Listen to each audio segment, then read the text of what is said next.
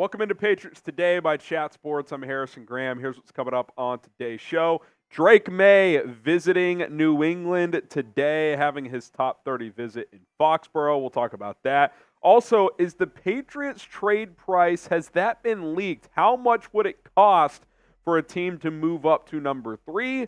And do the Patriots still want to make a big swing at wide receiver? We're going to dive into all that here on the show. But listen, light up the comments. You know where I stand. We want Drake Maye. If you agree with me, type DM down below. And if you don't, tell me who you want right now in the comments. All right, here's Albert Breer on Drake Maye's visit for April 4th, actually. He said he's planning on having dinner, or this was the note from him on the 4th before the meeting. He's planning on having dinner with the Patriots brass tonight and then tomorrow going through the 30 visit. That's not a workout. They can put you through a physical. You can have meetings with the owner, the GM, head coach. You can meet with veteran players. With Drake Maye in particular, they checked every box. They've met with him at the Combine. They did an informal interview with him there. They went to his pro day. They were one of 2 teams that was granted an interview with him before the pro day. This would be another piece of the process, getting him in your environment. So the official visit at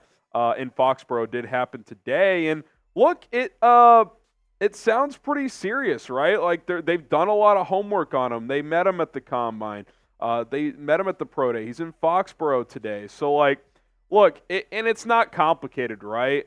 It's Jayden Daniels or Drake Maye if they take a quarterback at 3. I mean, I guess there's a chance J.J. McCarthy, but they're doing a deep dive into their options here. Jayden Daniels is going to come to Foxborough on Monday, by the way.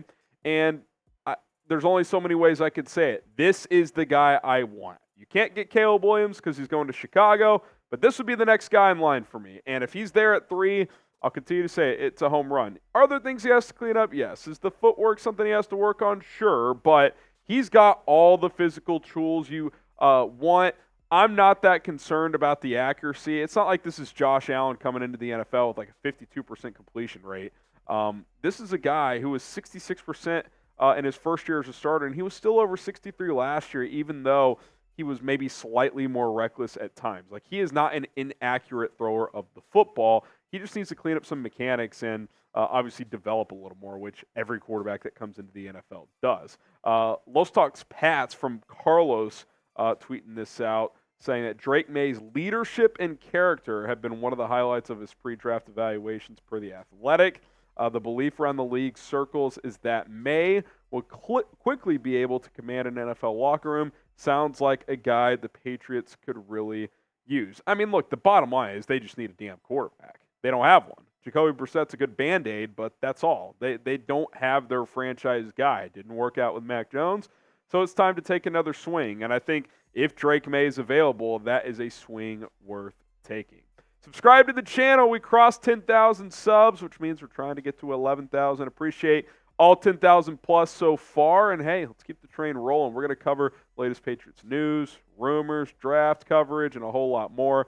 Do not miss out. We'll also have a video coming up on Sunday of 5 blockbuster trade down ideas if the Patriots were to move down from 3. We'll dive into that as well. All right, the opposite of that. Are the Patriots not going to trade back from number 3 overall? Let's dive into this. Tom Currant says it's going to take a lot more than 3 first-round picks for the Patriots to be moved off their spot. So it sounds like 3 firsts is like the baseline. Now, I do wonder if there's like is he alluding to like a team like the Vikings or the Broncos? Because if it's the Giants at 6, well, you're not going to get 3 firsts. Now, maybe you're just not willing to trade with that team. But, yeah, I mean, I think the point here is that you have to pay a premium to trade up for a quarterback. So the Patriots' price tag is going to be very high, especially if they do really like these quarterbacks. And I'll continue to say it. If they are convicted about one of these guys, just take them. Like, there's no reason to overthink it. The trade we've discussed here, I don't think the Vikings would do it. But, hey, 11-23 in Jeddah. How serious are you, Minnesota? That would obviously catch my attention. I would do that. I don't think the Vikings would, but I'm looking to draft a quarterback if I'm New England. So you're going to have to wow me if I'm going to make that move. And, again, that's the point, right? Like, it's unlikely in our eyes that the Patriots would or should trade back. They need a franchise quarterback, and you could say, well, if you get all these extra picks, you have ammunition for next year. You don't know what the future holds. You don't know what next year's QB's class is going to be. We do know that the outlook of it isn't great compared to this one. Could someone awesome emerge, and could you have access to that player?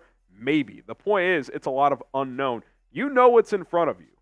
One of Jayden Daniels or Drake Maye is going to be available at 3. That is a 100% guaranteed scenario, and especially if it's Maye, in my opinion, that is just a simple answer. You take the player, and you don't think twice about it. You should also not think twice about this. Downloading the PrizePicks app. This is the time because April is here, which means the action on the hardwood and the ice is heating up. You got the NBA and NHL teams positioning for playoffs, plus the Final Four. The men's Final Four gets started tomorrow. We got this 3-player entry. Zachy, take the more on his points. He's been cooking. Cam Spencer as well. And then Tottenham and Klingon. That matchup with Klingon and Edie is going to be fantastic. More.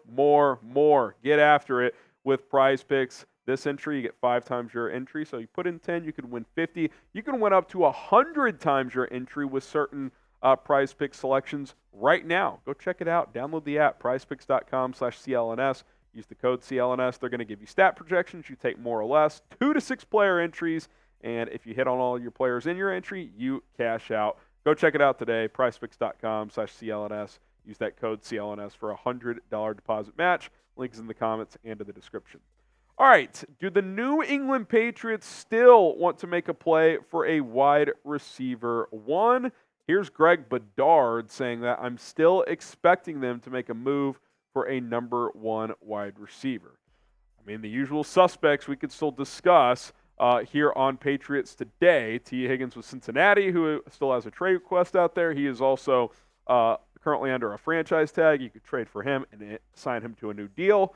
Brandon Aiyuk, a recent report out of the Bay is that they're not close to terms between him and San Francisco. So I do wonder if trade chatter there increases between now and the draft. If the Niners and Aiyuk's reps can't close in that gap, they might just be willing to move on, which I think from their standpoint would probably be a bad decision. But if you're the Patriots and you can reap that reward, that would be absolutely fantastic. Obviously, adding one of these 2 players would really help a young quarterback that comes in here. And obviously, you're not going to trade the 3rd pick to do it. So if some kind of combination around the number 34 pick to get one of these guys in here, that would be great. We'll see how much the Stephon Diggs trade value impacts a potential market as both these players are younger, so something to keep in mind as well.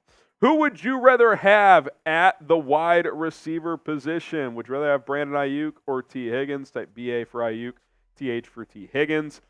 I would like Aiyuk more, but I'd take either one, and quite frankly, maybe I just take the one who costs the least in terms of trade compensation, because it's a very similar situation. You're going to have to pay whoever. Higgins on the franchise tag, Aiyuk in the final year of his rookie deal. You're going to have to commit probably $25+ million per year to one of those players, especially if it's Aiyuk.